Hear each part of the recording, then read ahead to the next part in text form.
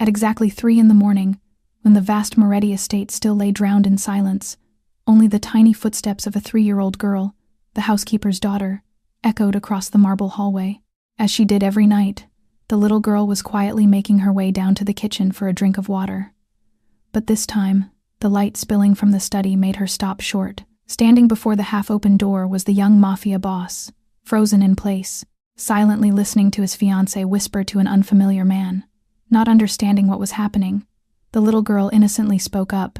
"Mister, why is she talking to you again? She told me not to tell you about it." One innocent sentence tore apart the perfect mask, opening the way to a conspiracy hidden for many years and changing the fates of everyone involved. The study door swung fully open, and Isabella Romano stepped out into the marble hallway, as though she had been expecting an audience. Her silk robe fell in soft ivory folds around her ankles. Her phone rested in her left hand, screen face down against her palm, the way it always rested. In the space of a single breath, her face rearranged itself into the composed, faintly puzzled expression of a woman interrupted at an inconvenient hour. It was the fastest recovery Alessandro had ever seen from her, and that speed told him more than her words ever could. The unfamiliar man was already gone. He had slipped through the servants' passage while Emma was still speaking, quiet as a shadow trained to move at exactly this kind of moment. Only a faint trace of tobacco smoke lingered near the study doorway, thin and expensive, curling into the cool air of the corridor. Emma, entirely unaware of what she had disturbed, kept speaking with the untroubled honesty of a child who had never been taught to lie. Her small voice rose again in the dim hallway. "She gives me sweet cakes, mister. Lots of times. They taste really good." Sophia came around the corner at a half-run, her housekeeper's robe pulled hastily over her nightclothes. She scooped Emma into her arms in one motion, murmuring apologies that stumbled over each other. Her eyes moved from Alessandro to Isabella and back again, wide with a fear she could not name. She did not understand what had happened. She only understood that her 3-year-old daughter had said something in front of the master of the house that had turned the temperature of the corridor to ice. Isabella spoke first. Her voice was warm, gently embarrassed, perfectly calibrated. "An old friend from before," she explained, "going through a difficult financial season, too proud to come during daylight hours." She had not wanted to trouble Alessandro with something so small. She had meant to tell him in the morning. She was sorry for the strange hour. She was sorry for the confusion. Alessandro listened without moving. When she finished, he simply nodded once. "I understand," he said. His voice was flat, courteous, entirely without weight. "We can speak more in the morning." He did not argue. He did not press. He did not ask why an old friend needed a private study at 3 a.m, or why Isabella's phone had been face down on the desk when he passed, or why her hand had trembled for exactly half a second before she began her explanation. He simply thanked Sophia for bringing Emma back to bed, wished them all a quiet remainder of the night, and turned toward the master staircase. He had spent his entire adult life learning how to read a room. He knew the shape of an unrehearsed answer, and he knew the shape of a story built one careful sentence at a time. What Isabella had just given him was a performance. It was a good performance, but it was still a performance. He climbed the stairs slowly. In the master suite, he did not turn on the lights. He lay on top of the covers in the darkness, staring at the ceiling, and began to walk backward through 2 years of memory. Every phone kept face down at dinner. Every solo trip that had seemed like independence. Every soft insistence that she handle the details. He did not sleep. Dawn touched the marble in the eastern hallway. Sophia began her morning shift with a mug of coffee and a bucket of quiet routine, and her hand was minutes away from brushing something beneath the study desk that no one had been meant to see. At 6:30 in the morning, Sofia Delgado let herself into the study with the quiet reverence of a woman who understood what kind of house she worked in. She did not hum. She did not turn on the ceiling light. She used only the small lamp near the window, the way she always did during the earliest cleaning shifts, so as not to disturb the hush that seemed to belong to the room itself. She wiped the desk first. She emptied the small crystal ashtray on the side table, which had not been used the night before but which she polished every morning regardless. She straightened the leather folders on the credenza. Every movement carried the muscle memory of 2 years of service, and the newer, sharper tension of a woman who had watched her 3-year-old daughter say something the night before that had frozen 4 adults in a hallway. She was crouched to reach the low corner of the rug when her hand brushed something stiff, a manila envelope, unmarked, wedged between the far leg of the desk and the wooden baseboard, as though it had slipped from a hand moving too quickly and had been overlooked in the rush to leave. It was not sealed. The flap was tucked, not glued. Sophia sat very still on her knees for a long moment. She worked for a man whose secrets could kill people. She had understood that from the first week. Opening the envelope was dangerous. Ignoring it, she suspected, was more dangerous. Hiding it was a third door she would not survive walking through. There was really only one choice, and she made it without letting her hands shake. She rose. She held the envelope by its edge, the way one might hold something breakable. She did not look inside. She walked directly to the breakfast room, where Alessandro was already seated at the small table by the eastern window, with a black coffee cooling in front of him and a newspaper he was not reading. "Sir," she said quietly, "I found this under the study desk. I have not opened it." She placed it on the linen tablecloth and stepped back. Alessandro looked at her once, and then at the envelope. He set aside the paper. He slid the flap open with a single finger and let the contents spill into the light. There were photographs. 2 of them showed the interiors of Moretti warehouses, the Eastern Port Facility and the Western Distribution Hub, taken from angles only someone with authorized access could have reached. There was a typed list of 6 names. He recognized every one of them. Trusted men, inner circle. There was a printed copy of his own personal movement schedule for the coming week, down to the hour, and there were small hand-drawn symbols in the margin, notations tied to shipping routes that only 3 or 4 people in his organization had ever been permitted to see. This was not surveillance from outside. This was intelligence from within. Sophia stood with her hands folded tightly in front of her apron. She did not look at the pages.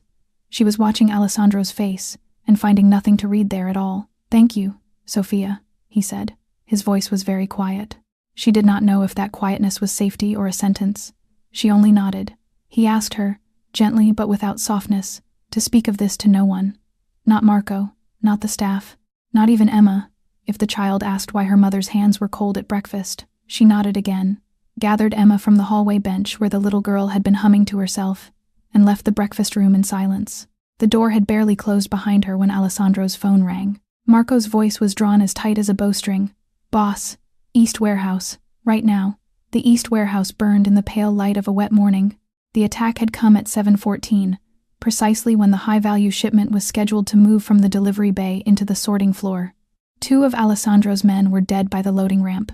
3 more were being carried into unmarked vans, one of them missing most of his right hand. The cargo was gone. So were the attackers. They had struck with the confidence of men who had known exactly which minute the guard rotation thinned. Alessandro walked the scene in a black 3-piece suit, coat buttoned against the drizzle, his face empty of every expression a face is capable of holding. He stepped over spent shell casings without looking down. He crossed the loading floor where blood had begun to mix with rainwater. He examined the shattered lock on the interior door and the melted wax on a shipping seal that should not have been possible to counterfeit. His men watched him. That was the part they would remember later, when they tried to describe it to each other. He said nothing. He did not raise his voice, did not swear, did not ask questions. He simply moved through the ruined warehouse the way a man might walk through the site of his own funeral. Whatever he was feeling had gone somewhere deep and quiet, and everyone present understood that whatever came out of that quiet next would be worse than shouting. Marco met him at the perimeter with a face like carved granite. "The timing," Marco said. "The route, the seal. Boss, this came from inside. It has to have." Alessandro nodded once. He did not need convincing. By 9 that morning, the inner council had assembled in the underground strategy room beneath the Moretti estate. 8 men, 3 generations of loyalty. The long walnut table under a low brass lamp. In the center of the table lay the manila envelope Sophia had found. Its contents spread across the polished wood beside a laptop showing live footage of the East Warehouse still smoking. Every eye in the room kept drifting in the same direction, toward the closed door of the corridor that led to Isabella's dressing room. She had been in the study the night before. The envelope had been in the study. She had been discovered speaking, at 3 in the morning, with a man none of them had ever seen. To the 8 men in that room, the arithmetic was simple. It was so simple that most of them were already choosing what tone to use when they suggested what needed to happen next. One of the senior soldiers finally said what the rest were thinking. Detain her, question her, end it before the wedding invitations could be recalled. He said it respectfully. He said it as advice, not demand. But he said it. Alessandro did not answer immediately. He was somewhere else in his mind, in a library 12 years ago, sitting across from his father on the last quiet night of the old man's life. His father, thinner than he should have been, coughing between sentences, had reached across the desk and taken his hand. "Some enemies wear the face of a brother," the old man had said. "Learn that lesson before you need it, or it will cost you everything you love." Alessandro rose from his chair. "I will handle her myself," he said. No one argued, no one moved. He turned toward the corridor that led to Isabella's dressing room, jaw set, his coat sleeve brushing once across the leather holster beneath his vest. Alessandro entered the dressing room alone and turned the lock behind him with the soft, deliberate click of a man who had already decided what kind of conversation this would be. Isabella was seated at her vanity, a hairpin between two fingers, halfway through the small daily ritual of pinning her hair back from her face. She did not turn when the door closed. She saw him first in the mirror, and in the mirror she saw the envelope in his hand. He crossed the room in 5 measured steps and placed the envelope on the polished surface of the vanity between them. He did not speak. He waited. She went pale. It was not the guilty pallor of a woman caught. It was the entirely different pallor of a woman watching a plan collapse ahead of schedule, watching months of quiet architecture come down in a single morning.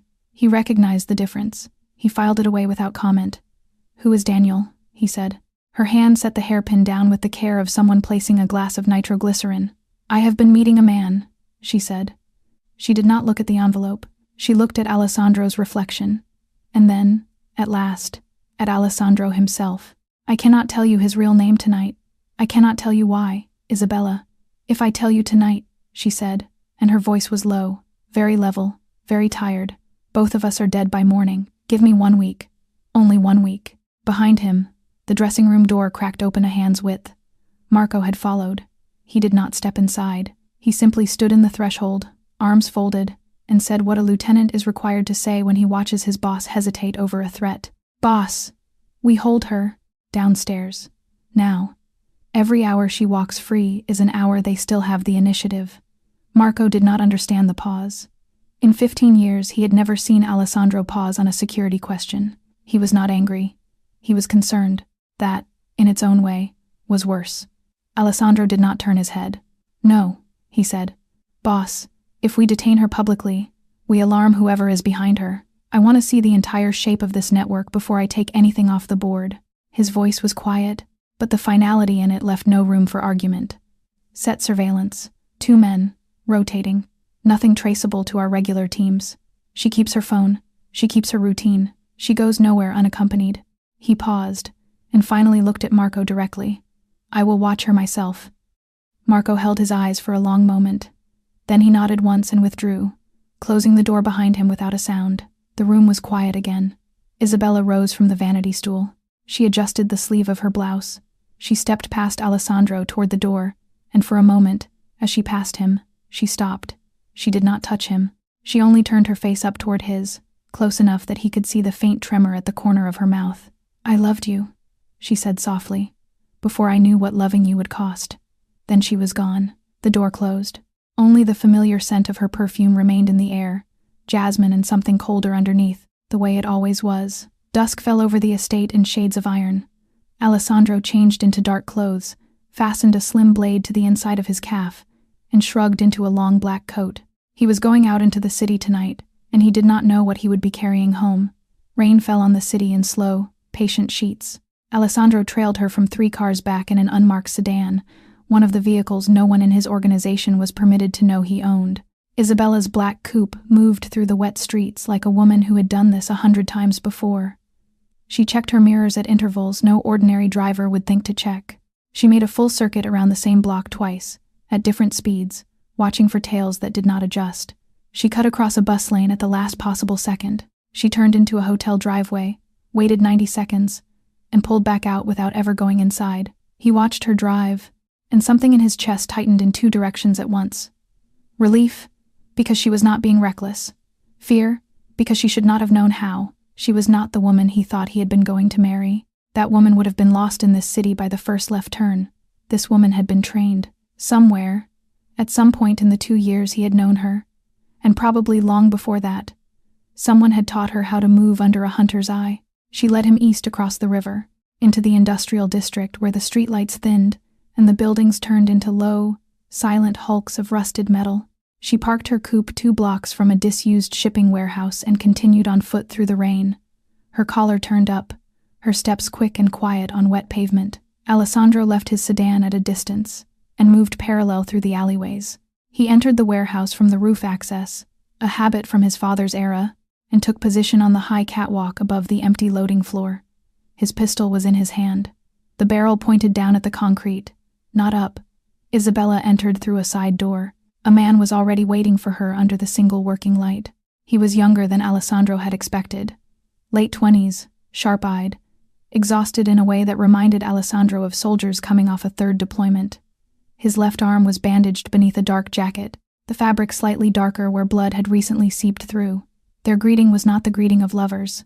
Alessandro had prepared himself for that possibility on the drive out and had promised himself he would not act on it. But what he saw below him was something else entirely. It was the greeting of two people who had been hunted together for months and had run out of places to sleep. She touched Daniel's shoulder briefly, professionally, the way one soldier checks another for new wounds. He nodded once. They moved to a crate between them and began to talk. Papers passed between them. A leather notebook stayed in the canvas bag slung across Daniel's chest. Their voices rose only when they argued about something they called the last piece, a name they had not yet been able to confirm, a name they both suspected but could not prove. Then the shots came. 3 positions. Suppressed weapons, professional cadence, heavy caliber. The assassins moved into the warehouse from the east, north, and southwest doors in the same second, as if they had been listening to the conversation and had chosen this exact moment. Isabella did not run toward them. She did not run at all. She pivoted, drew a compact pistol from her coat, and dropped into a firing crouch back-to-back with Daniel. Between them, low against the crate, sat the canvas bag with the leather notebook. They were not trying to escape. They were trying to protect it. Alessandro's understanding of the last 3 months split down the middle in the space of 3 seconds. He drew his weapon and moved down the catwalk toward the floor, not to arrest, but to save. Marco and 4 soldiers breached the warehouse from 3 directions at the same instant Alessandro dropped from the catwalk to the loading floor. They had been in position for the last 20 minutes, waiting in the rain in unmarked vans 2 blocks away, listening for his single word over the encrypted line. He had brought them without telling Isabella, without telling anyone in the wider inner circle. It had been the most private decision of his life, and it saved everything. The firefight was short. It was also the most vicious 3 minutes Alessandro had spent in a decade. Rain hammered the tin roof overhead like a drum roll. Muzzle flashes lit the concrete in staccato white. The assassins were professionals, but they had come expecting to kill 2 exhausted people trapped behind a crate. They had not planned for a Moretti breach team hitting them from behind. 2 of the attackers went down in the first exchange. A third tried to fall back toward the eastern door and ran directly into Marco, who took him alive with a knee to the sternum and a hand around his throat. The last one lasted 40 seconds longer and died with his back against the far wall, still trying to reload. Silence dropped over the warehouse. The rain kept falling. Daniel was down. He had taken a round through the meat of his right shoulder and was losing blood faster than a bandage could hold. Isabella was still on her feet, kneeling beside him, pressing her palm against the wound with the steady pressure of a person who had done field medicine before. A round had grazed the outside of her upper arm during the exchange. The blood had soaked through the sleeve of her dark coat and was beginning to drip from her elbow onto the wet concrete. The leather notebook lay between them on the floor, half in a puddle, its cover speckled with rainwater and blood. Alessandro walked forward slowly. His pistol was still raised. Isabella looked up at him. She was not afraid of the weapon. He could see that clearly now, in the pale, hard light of the single working bulb overhead. She had never been afraid of the weapon. What she was afraid of, what she had been afraid of from the moment he had first said the name Daniel in her dressing room that afternoon, was that he would refuse to listen. "You need to hear him," she said. Her voice was steady, though her breathing was not. "Before you decide anything, please, Alessandro, this is not what you think." For a long moment he did not move. Marco stood behind him in the doorway, the surviving assassin already bound at the wrists, waiting for a signal that would define the next several years of both their lives. Alessandro lowered his weapon. He crouched. He picked up the notebook from the wet concrete with the careful, deliberate motion of a man handling something that might yet turn out to be an indictment against himself. The leather was cold. The weight of it, small as it was, settled into his palm like a sentence he had not yet finished reading. He straightened. He turned to Marco. "Bring them both back to the estate," he said quietly. "Dr. Rinaldi meets us at the service entrance, the safe room. No one is to know beyond the room we sit in.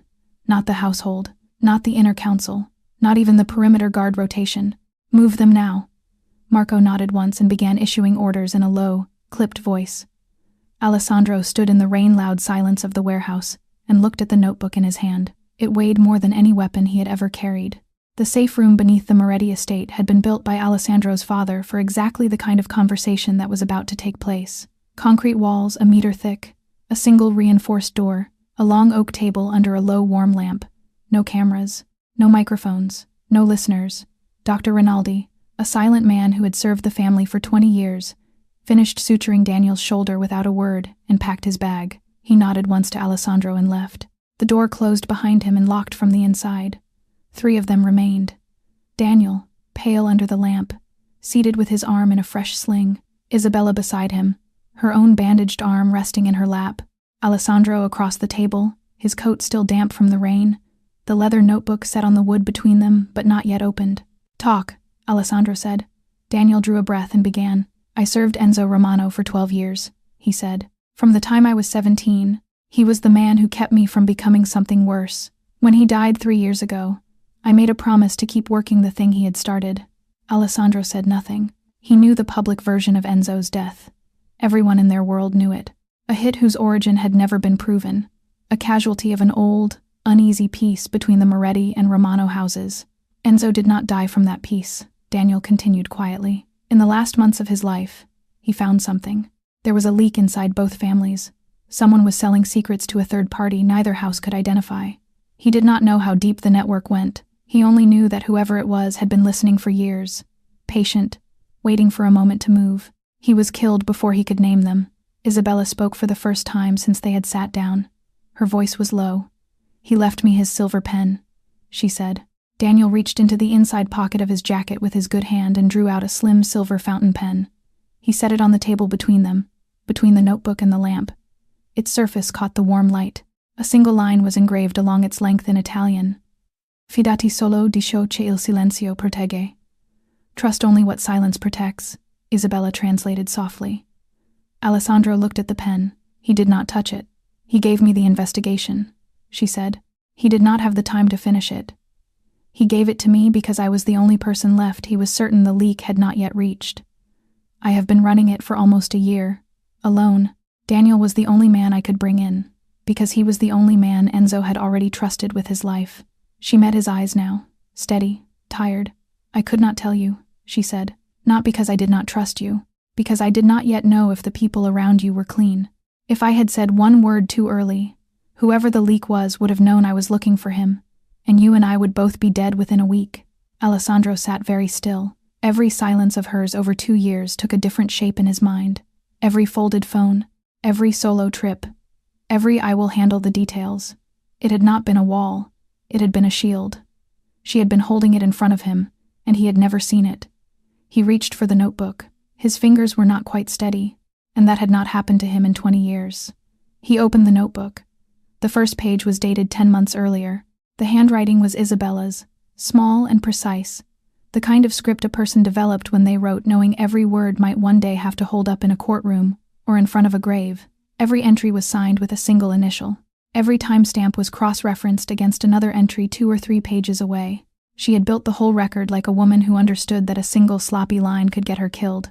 He turned the pages one at a time. Secret payment logs, meeting locations along the coast, in restaurants no one in his organization would think to watch.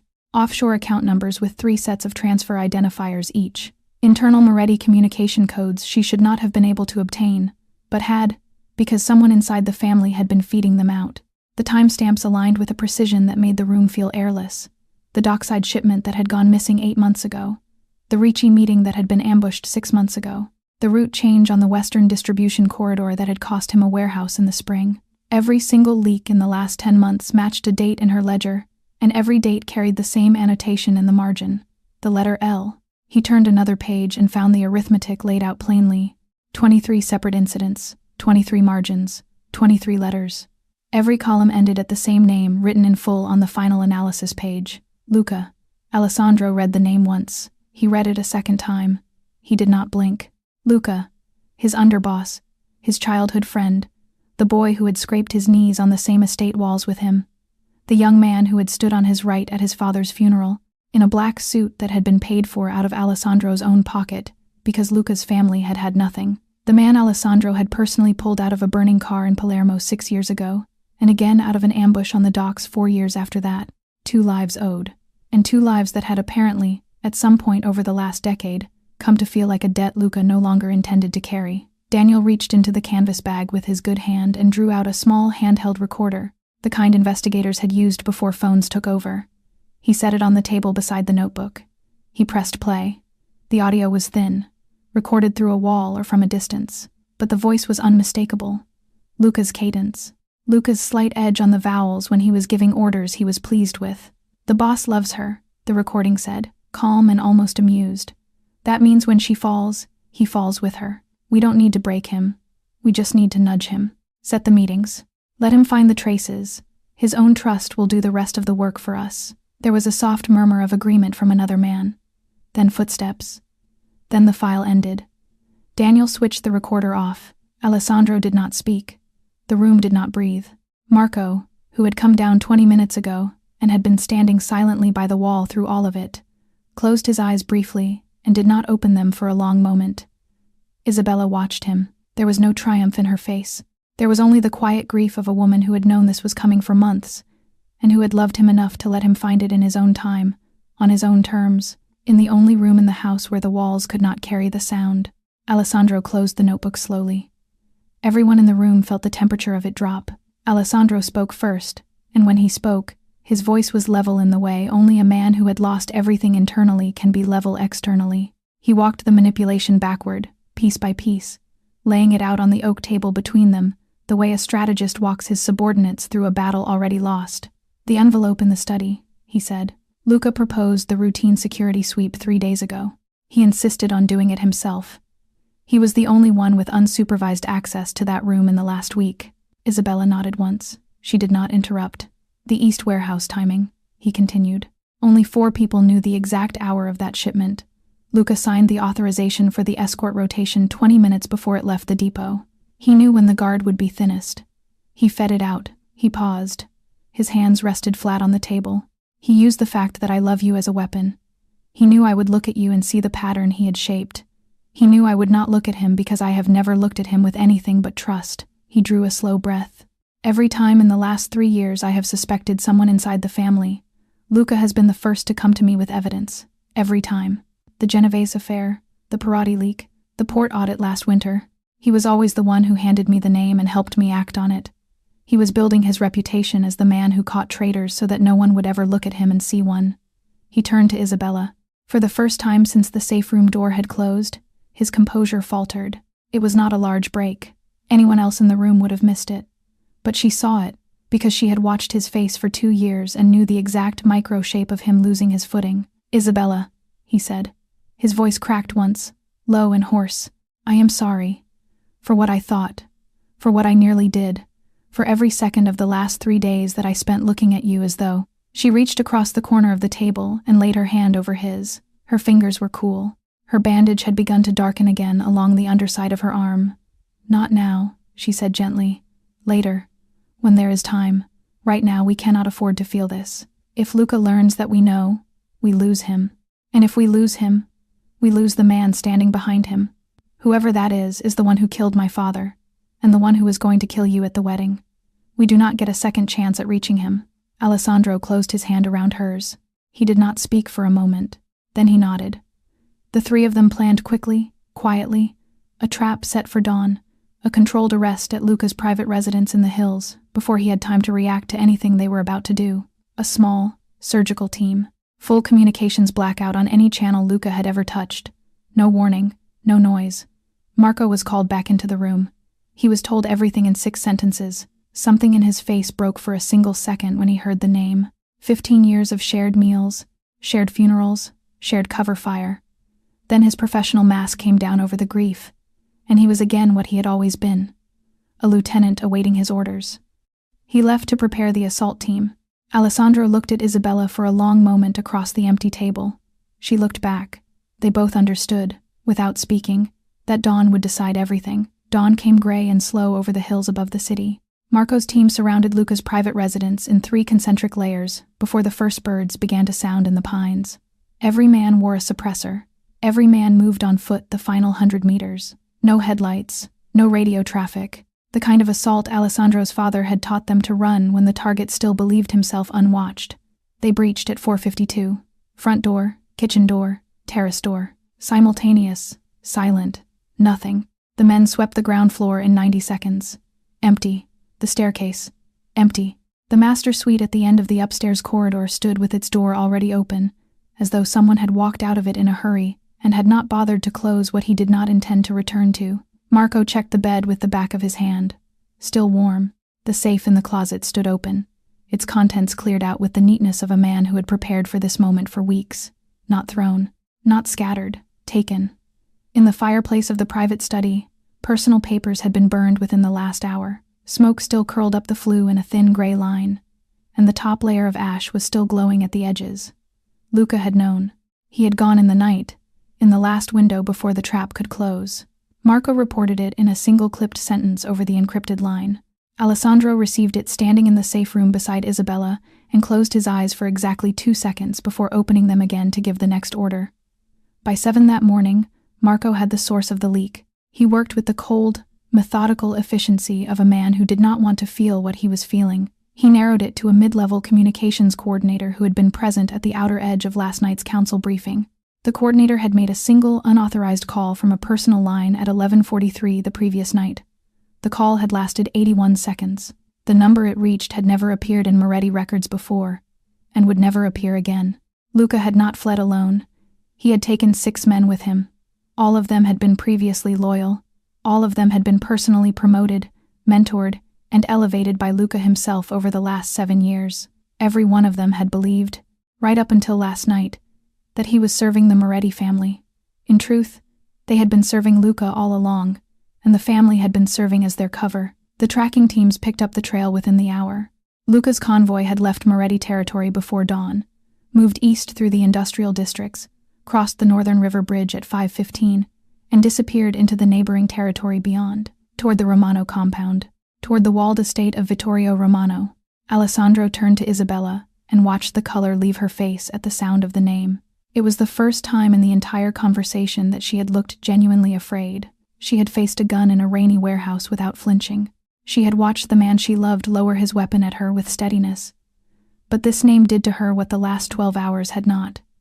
She sat down slowly at the edge of the safe room table. "Vittorio," she said, "was my father's estranged younger brother. My uncle. My father spent the last 5 years of his life trying to prove that Vittorio was the one who ordered the hit that eventually killed him. He could never prove it. He died believing it, but he could never prove it." Alessandro understood then, in a single cold instant, the truth he had almost failed to see. This had never been only about the Moretti Empire. It had been about the Romano bloodline in equal measure, and Isabella was the last piece of both. 40 minutes east of the Moretti estate, past the Northern River Bridge and up the long private road that climbed into the Romano hills, the walled compound of Vittorio Romano waited in the morning light like a well-fed animal in its den. Luca arrived at the gate with his 6 men behind him, still in the dark clothes they had worn during the night flight. He was allowed in without pause. He was expected. The main house was old money worn to a fine patina, marble floors polished to the softness of river stones by 3 generations of feet, oil portraits of men who had never smiled at a painter. In the private study at the rear of the house, a room lined floor to ceiling in walnut, Vittorio Romano sat in a wide leather chair beside a low fire, a cup of espresso balanced on the arm of the chair, and waited. He was 64. His hair was pure silver, cut short. His hands were still. He had the posture of a man who had waited 2 full decades for a specific morning to arrive and had never once allowed himself to appear to be waiting. Luca placed the folder on the desk. Inside were the last things Alessandro would ever want anyone outside his circle to see: defensive weak points of the Moretti estate. The old tunnel maps from the days when Romano and Moretti had shared land, personnel files on the surviving inner circle, with notes in Luca's own handwriting on which of them could be broken and which could not. Alessandro's daily movements down to the minute. Vittorio glanced through the pages without moving from his chair. Then he set the folder aside and looked at Luca for the first time. "You have done well," he said. His voice was quiet, almost warm. "Your father would have understood you today better than he ever understood you in life. The bargain had been struck long ago. It was only now being finalized. When Alessandro was dead, Luca would receive the underboss chair of a unified Moretti-Romano territory, the largest single organization on this coast in 50 years. He would answer only to Vittorio. He would want for nothing. Luca inclined his head. He did not speak. He had learned, over the last 7 years of this arrangement, that Vittorio preferred silence in the moments he chose to fill himself. Vittorio rose slowly from the chair and moved to the window overlooking the walled garden. He clasped his hands behind his back. "My brother Enzo," he said, almost to himself, spent his whole life playing at honor. He believed the Romano name meant something a certain way. He was wrong. The name means whatever the man holding it decides it means. He turned his head slightly. He died standing. His daughter will die kneeling. The private grievance was 3 decades old. A Romano succession dispute their father had settled in Enzo's favor. Enzo's death, 3 years ago, planned personally by Vittorio's own hand, through intermediaries too well buried for the investigation Enzo left behind to reach. And now the last piece he needed. Isabella removed permanently, so that no living Romano could ever again lay a claim to a name Vittorio had spent his entire adult life waiting to consolidate. He walked back to the desk and picked up an encrypted radio. He mobilized the largest force he had assembled in 10 years, more than 80 guns, 3 axes of attack. It was a small army for a private war, and it was assembling and staging positions across 3 districts, even as he spoke. The plan was simple in shape. Strike the outer Moretti holdings first to disperse Alessandro's forces across the city. Then, when the estate was thinly held, drive the main body of the army straight through its gates and end the house of Moretti in a single night. The orders went out over the encrypted line. The first wave would begin at sundown. The first waves broke across the city at 6:47 that evening. 2 Moretti casinos were hit within 11 minutes of each other, one on the waterfront and one in the old quarter. Doors kicked in, cash floors stripped, 2 dealers wounded. Then, before the response teams could redirect, 3 warehouses in the industrial district went up in coordinated arson within the same half hour. Black smoke rose across the eastern skyline in 3 separate columns and stayed there. At 7:20, the main port office was bombed. The blast tore out the front wall and part of the second floor. 2 of Alessandro's men, who had been holding the reception desk, died in the first 30 seconds. The rest fell back into the rear stairwell and held the interior with rifles. Alessandro's forces were spread across the city, defending too many fronts at once. Every unit that moved to a burning site left another target uncovered. It was the exact shape of the plan Vittorio had drawn hours earlier in the walnut-paneled study, and it was working with the ugly efficiency of a strategy built by a patient man. In the underground command center beneath the Moretti estate, Alessandro stood at the head of a long steel table under a bank of monitors. Each screen showed a different location. Each showed a different failure in progress. He gave orders in a low, precise voice, redirecting reserves, cutting off retreats, ordering wounded men extracted through routes only he still knew. Isabella stood beside him, not behind him, beside. She read the same monitors, called out timing overlaps he was missing, corrected a route decision on the waterfront that would have cost them another 6 men. Every soldier in the room saw her there and did not question it. Whatever she had been in this house before that morning was no longer what she was tonight. She had authority now, in front of every man in the inner circle, and no one who saw her in that light would ever quite unsee it. Marco checked in from the field at 7:51. His voice came through the encrypted line rough and shortened. He was still holding the central warehouse with 14 men. He had blood in his hair. He was not moving. "We can hold here another hour, boss. Maybe 2. After that, we lose it. Hold what you can," Alessandro said. "Fall back when you have to. Do not die for a building." At 8:03, the satellite team confirmed it. Luca had been sighted, in dark tactical gear, at the eastern staging point among the Romano forces. He was not hiding. He was directing. In the west wing of the mansion above them, Sophia sat on the low bench outside the kitchen, with Emma pressed against her side. The little girl did not understand what was happening. She only understood that the men she saw walking the halls carried long, dark things now, and that her mother's hands were cold, and that everyone spoke in the quiet voices adults used when something big was happening. Sophia reached into the pocket of her apron and drew out a small pastry she had wrapped in a linen napkin. Emma had come to expect a sweet cake whenever there was a big thing in the house. It had always been Sophia's way of holding the world steady for her. Emma took it with both hands and pressed closer to her mother's side without letting go of her sleeve. Intelligence intercepts came in at 8:12. Vittorio's main body was moving. Convoy formation, heavy vehicles, estimated arrival at the Moretti gates in 3 hours. Alessandro keyed his radio. "Marco, Pull everyone loyal back to the estate. We stand here, or we die here. The estate transformed into a fortress in 90 minutes. Every ground floor window on the east and south sides was boarded from the inside with the reinforced shutters Alessandro's father had installed 20 years earlier and had never lived to see used. Sniper positions were built into the third-floor dormers, overlooking the front approach and the western tree line. Weapons were unlocked from the armory below the kitchen and distributed to the loyal men now filing back through the service gates. Choke points were assigned at every interior entry. Nothing was rushed. Nothing was loud. Every man who had trained in this house had trained for a night that no one had ever quite believed would come. And now that it had come, they moved with the quiet certainty of soldiers who had been rehearsing this in the back of their minds for years. Alessandro personally took Sofia and Emma down to the safe room. It was the same room where he had sat across from Daniel less than a day earlier, but the men had cleared it, and Dr. Rinaldi had brought in blankets, water, and a small folding cot for Emma. The walls were a meter of reinforced concrete. The door was steel. The ventilation ran on an independent line that could not be traced or cut from the estate's main system. Emma clutched the small pastry Sofia had given her in one hand and looked up at Alessandro with wide, tired eyes. "Chu-e," she said softly. "Kon Khatnuk." She was 3 years old, and there was a war beginning above her head, and she wanted water. The same habit that had led her down a marble hallway at 3 a.m. less than 3 days ago now brought her the same request in a bunker under the same house. Alessandro crouched to her level. He set a filled glass into her free hand himself. "Drink slowly, sweetheart," he said. His voice was gentler than any man in the corridor above had ever heard it. "Your mother will hold you all night.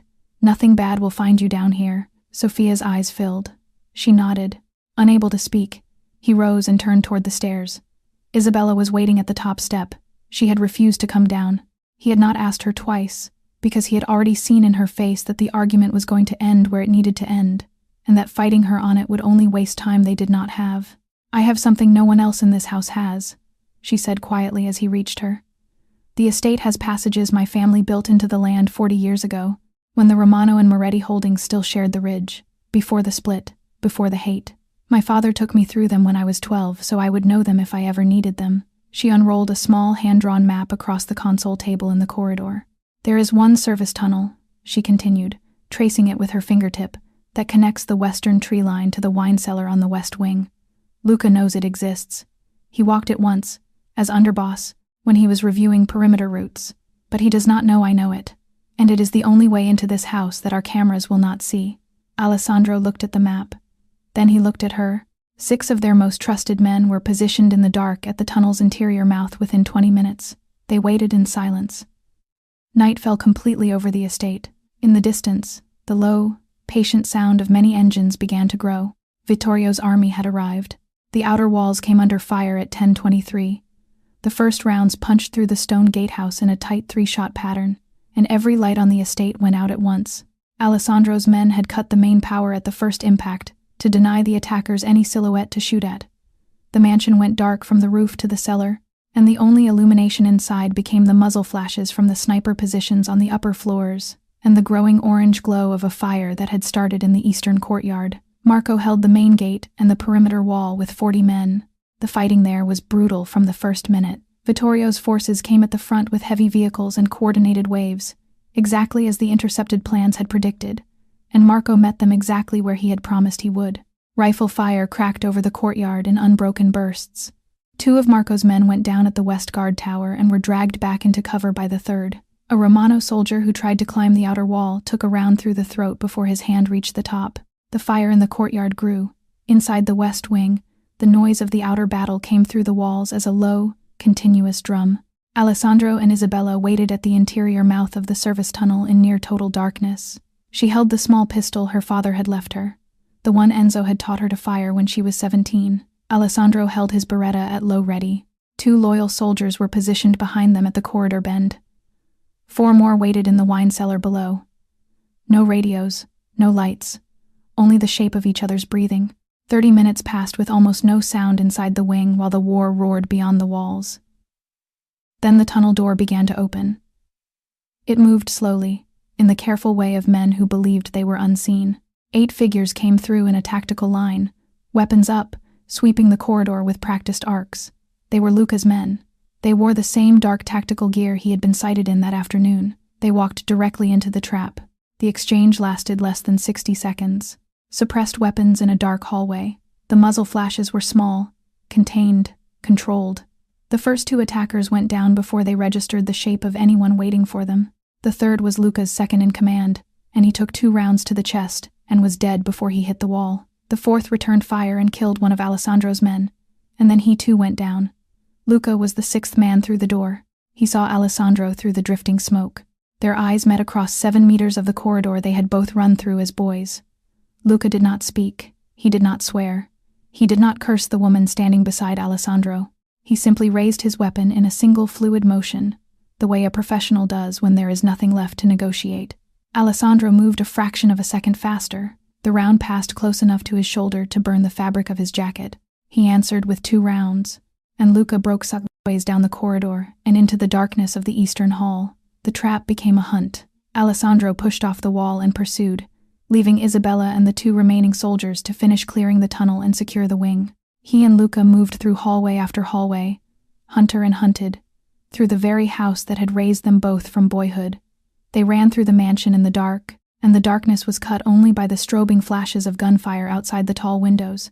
Every corridor they passed carried a piece of a shared childhood neither of them had thought about in years. They passed the portrait of Alessandro's mother in the second-floor gallery. She had died when Alessandro was 9 and Luca was 7, and it was her portrait that they had both stood in front of, on separate nights, when they were boys trying to understand what grief meant. They passed the library where they had played chess for hours at a time during long summer afternoons, and where Alessandro's father had first taught them both what a queen's sacrifice was worth. They passed the wide staircase in the eastern hall, the one with the mahogany banister, the one Luca had tried to slide down at the age of 10 and had broken his arm doing. Alessandro remembered carrying him to the doctor that afternoon. He remembered it clearly, running through this same corridor now with a pistol raised toward the shadow of the same man. The bitterness came out of Luca in bursts between shots, in the way old wounds spill out of men when they finally have nothing left to hold them closed. "Second," he shouted, ducking behind a marble column as a round splintered the plaster above his head. "Second in everything. Second in the room. Second at the table. Second at your father's grave. Do you know what they called me, Alessandro, for 15 years? The boss's dog." Alessandro moved along the opposite wall, low and quiet, drawing him deeper into the eastern hall. "Your father looked at me like a foster son." Luca fired twice, wide, driven now more by rage than by aim. "You never once looked at me like a brother. I gave you everything I had that was mine to give," Alessandro answered. His voice was flat, almost quiet, the sound of a man who had already gone somewhere no argument could reach. "What you took was never mine to give you. It was never yours to take." His father's voice moved through his mind in the same instant. Some enemies wear the face of a brother. He understood, finally, what the old man had been trying to warn him about that night in the library. Not that a brother would betray him, that a man he loved as a brother might already have been the enemy the whole time, and he would only see it when it was far too late to save either of them. The chase ended in the grand entrance hall beneath the crystal chandelier. Luca ran out of ammunition rounding the last corner. He drew his sidearm and it jammed on the first pull. He tried to reach the back of his belt for the blade there, and Alessandro closed the distance in 3 strides and disarmed him with a single strike that cracked his wrist against the marble railing. Luca went down to his knees, breathing hard, blood at the corner of his mouth. He did not beg. Some part of him had known for a long time that this was where it would end. Isabella came in from the western corridor at a run, her pistol still smoking at her side. Marco came in from the front doors, his suit torn at the sleeve, his face streaked with dust and soot. Both of them stopped short at the sight of the man kneeling under the chandelier. Outside, above them, on the 3rd-floor turret window at the north corner of the estate, a Vittorio Romano sniper had climbed silently into position under the cover of the night. He adjusted his scope. Alessandro was standing directly in the line, framed against the tall window of the grand hall, his back turned toward the tower. Isabella saw it first, a single small flash of reflected light in the tall window of the north turret, not a muzzle, a scope, catching the low glow of the burning courtyard as the sniper adjusted his angle. It was there for less than the space of a heartbeat, and then it was gone. Alessandro was still looking down at Luca, kneeling under the crystal chandelier. He was not looking up. He had no reason to be looking up. She had a single tick of time to decide, and there was no time to shout. Shouting would only make him turn toward her, and turning would only line him up more perfectly for the shot. She did the only thing left to do. She ran. 6 strides across the polished marble of the grand hall. Her coat caught the air behind her.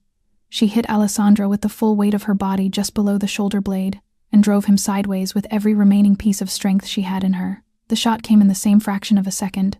The round that had been meant for him hit her instead, high on the right side of her back, just under the shoulder blade, dangerously close to the upper lobe of the right lung. The impact spun her forward into him. Her pistol clattered away across the marble. He caught her before she reached the floor. Blood soaked through her dark coat in the space of 2 breaths. Warm, fast, wrong. She felt heavier in his arms than she had ever felt in his life. Behind her, Luca lunged. He had been on his knees, watching. He had seen the shot come. He had seen where Alessandro's attention would go. He drove himself forward on his broken wrist toward the pistol, lying 2 steps to his left, and his hand actually closed around the grip before Alessandro moved. Alessandro laid Isabella against the base of the marble railing with one arm, drew his sidearm with the other, turned, and fired in a single unbroken motion. Luca died with the pistol still half raised. There was no hesitation in Alessandro's face. There was no anger, either. What was there was something colder and older than anger, and it was gone from his eyes almost as quickly as it had arrived, replaced by the only thing that mattered now, which was the woman bleeding in his arms. The mansion around them was chaos. Marco was already shouting into his radio, ordering the 3rd-floor counter-snipers to bring down the shooter in the north turret. A single confirming crack sounded from above them a heartbeat later, and the threat above the estate went silent. The sound of gunfire outside the front doors began to slacken. Isabella whispered something. He bent his head close to her mouth, but he could not catch it over the ringing in his ears and the distant sound of Marco's voice shouting orders across the marble hall. She was pale. Her hand tightened on the front of his shirt. The silver pen slipped from the inside pocket of her coat, struck the marble floor with a soft metallic sound, rolled once in a small half-circle, and came to rest beside her hip. Marco was already keying the family's private medical line. Signora Romano. Gunshot wound. Upper back. Bring the team through the west service gate. Now. Alessandro lifted her against his chest, careful of the wound, careful of her shoulder, careful of everything at once. His pistol stayed in his other hand. He began giving orders as he carried her, one after another, in the low, steady voice of a man who intended to end this war before dawn. Clarity, when it came to Alessandro, was fed by an anger as cold as steel. He set the mobile command room up in the adjoining wing of the family's private medical wing, 3 doors down from the surgical suite where Dr. Rinaldi and his team had begun operating on Isabella. A single laptop, 3 encrypted radios. A tactical map of the Eastern Territory unrolled across the top of a hospital gurney. He directed the counterattack from that position while the sound of the surgical monitors carried faintly through the wall behind him.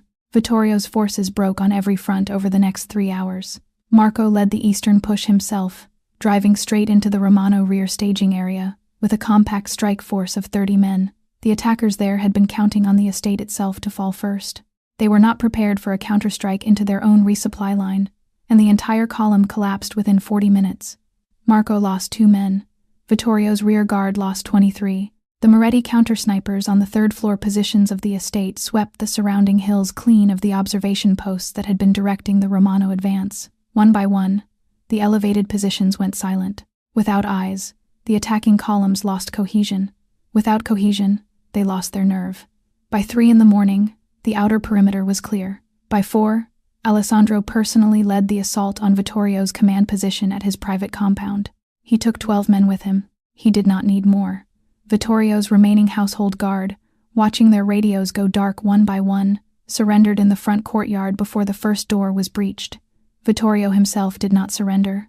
He was found in the walnut-paneled study where he had made his bargain with Luca less than 24 hours earlier. He had taken a round through the outer thigh during the retreat and was seated in the same wide leather chair, one hand pressed against the wound, his cane leaning against the arm.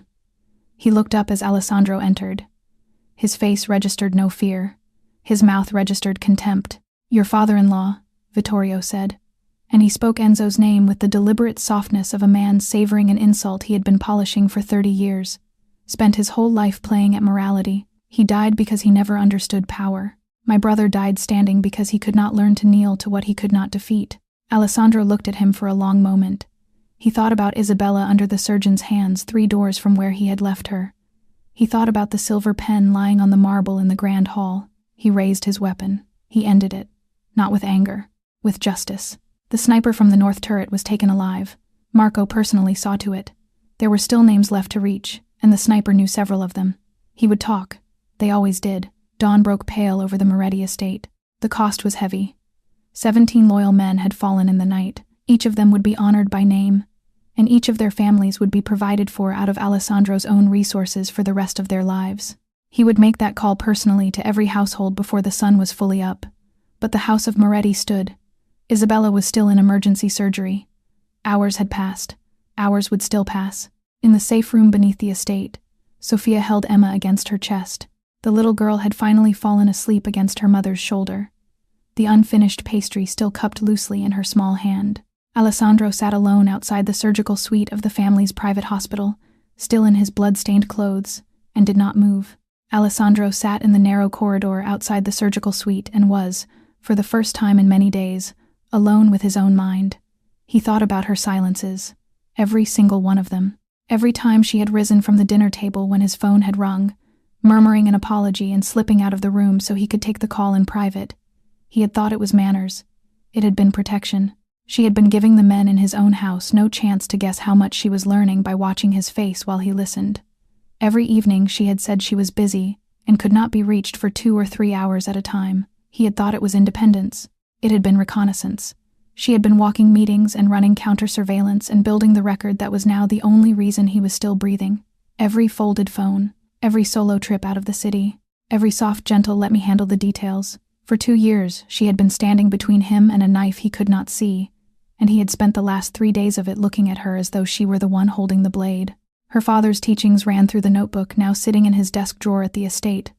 Line after line, guarded like scripture in the hands of a 28-year-old woman who had inherited a war from a dying man and had chosen to fight it alone rather than expose the one person she was fighting it for. His phone buzzed against the bench beside him. Marco, reporting in. The estate had begun repairs from the outside in. Broken glass was already being swept from the eastern courtyard. Structural damage was being catalogued room by room. The families of the 17 fallen men were being contacted personally by Marco himself, one call at a time, from a private number that would leave no trace on any exchange. Each family would be visited before nightfall. Each would be looked in the eye by a man who had fought beside their husband, their son, their father. Alessandro read the summary, replied with 3 words of confirmation, and set the phone down. Toward the end of the morning, Sophia came quietly down the corridor with Emma at her side.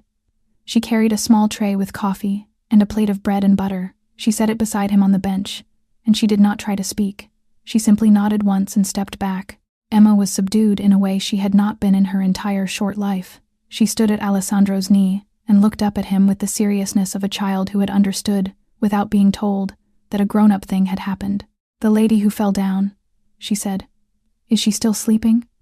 Alessandro reached out and cupped the back of her small head with a hand that had, only hours earlier, held a pistol against a man's ribs. "Yes, sweetheart," he said, in the softest voice a man like him had. "She is sleeping. She is getting better." Emma nodded, thinking about that. Then, with great seriousness, she reached into the pocket of her small cardigan and drew out a pastry wrapped in a scrap of linen. It was still warm. She had asked the kitchen for it herself. She held it out to him with both hands. For her. When she wakes up, sweet cakes make people feel better. Mommy says so. Something in Alessandro's chest, something that had been closed for 20 years, came apart. He took the pastry with both hands, as though it were the most important object in the world, and he nodded once because he could not speak. Behind them, the surgical door opened. Dr. Rinaldi came out. His face was tired, but it was gentle. Isabella had come through the surgery. Alessandro rose to his feet, the small warm pastry cupped in his hand like a promise, and walked toward her room. Isabella woke a few hours later, blurred at the edges by the medication. The light in the private hospital room was soft and yellow. There was a low, steady sound from the monitor beside her bed. There was the weight of a hand around hers. Alessandro was there. He had not moved from the chair beside her since the surgical door had opened. He began to speak the moment her eyes found him.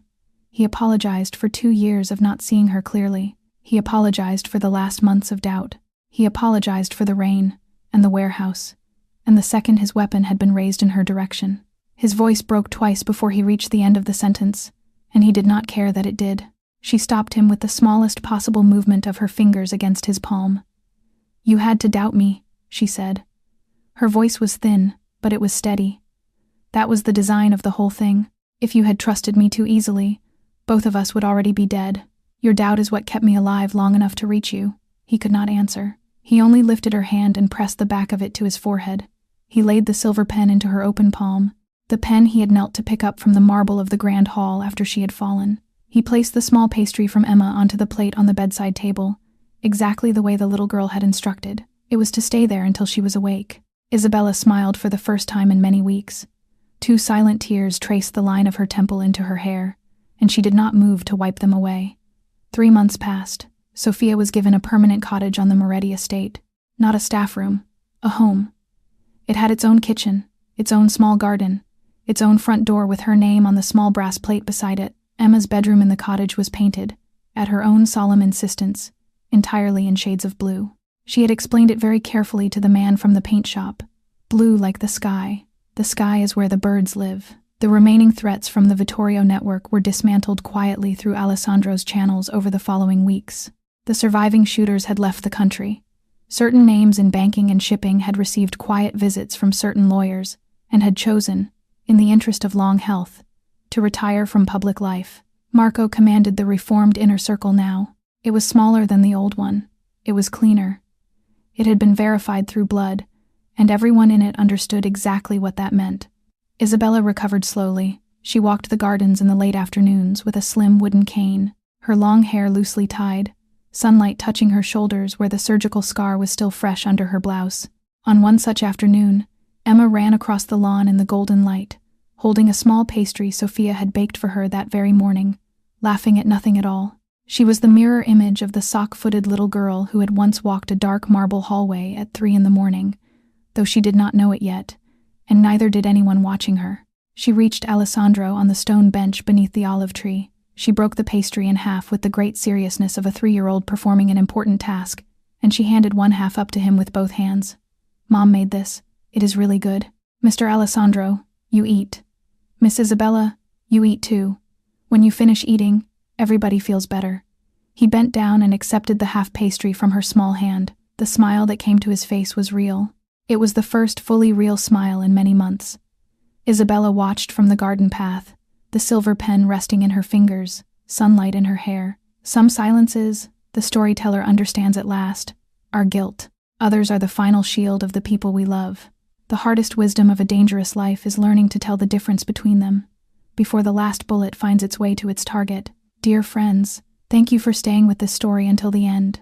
The lesson at the heart of it is a quiet one. Truth does not always arrive with a loud voice. Sometimes it arrives in the words of a 3-year-old who is only thirsty at 3 a.m. Sometimes it arrives in the silences of a woman brave enough to be misunderstood, so that the person she loves might live long enough to understand her. In our own lives, we will not always be given the full story of the people beside us right away. What we are given, always, is the choice to be patient enough to look for a reason before we look for blame. If someone you loved refused to explain themselves for weeks or even months, would you have the patience to keep looking for the reason before you looked for the fault? Would you be able to hold your love steady long enough to give the truth time to arrive? Please share your thoughts in the comments below. Tell us where in the world you are watching from, and how this story settled in your heart. Every comment is read, and every voice matters to us here. If this story moved you, please tap the like button, share it with someone who might need to hear it tonight, and subscribe to our channel so you will never miss the next one. We upload new heartfelt stories every day, and we would love to have you with us for all of them. Wishing every one of you watching right now good health, a peaceful heart, and quiet, gentle days ahead. Take care of the people you love, and let the people who love you take care of you in return. Goodbye for now, and we will see you again in the next video.